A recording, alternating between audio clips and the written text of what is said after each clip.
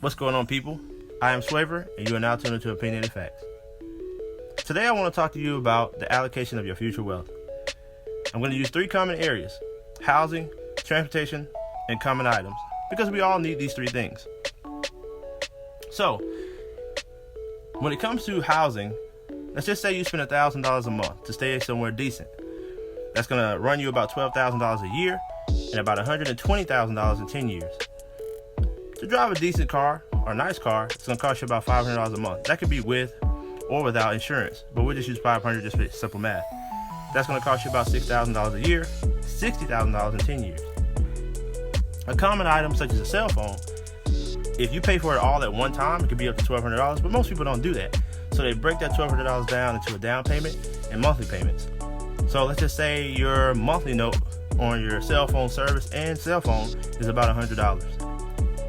After about 12 months, that's $1,200. After about 10 years, it's $12,000. So, if you think of it that way, if we collect all of those fees and we put them together, that means after 10 years of having a rented home, a rented apartment, a car that you're probably going to be ready to get rid of after 10 years, and a cell phone that you're probably not going to have for 10 years, but let's just say you keep, signing and down payments on the latest tech, you'll be paying for a long time. But if you just use the numbers I just gave you, that's $192,000 that you would have spent in 10 years on just three items. That's not including shopping or anything else that you do. So if you look at it that way, you could have actually bought maybe a foreclosed home that needs a little bit of work. You could have paid for that cash. You could have bought any kind of car you wanted cash. You could have bought any cell phone you wanted cash.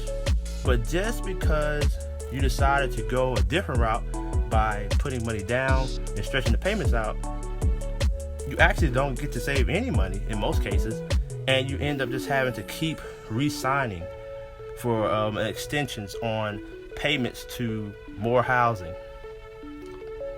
more transportation, or the latest tech or a common item. So be mindful of where you allocate your funds, because if you look into the future and you say, I want to own my house in the next X amount of years, I want to own my car in the next X amount of years, I don't want to be paying on things that really don't add value to my life, you really want to look at where you're putting your wealth.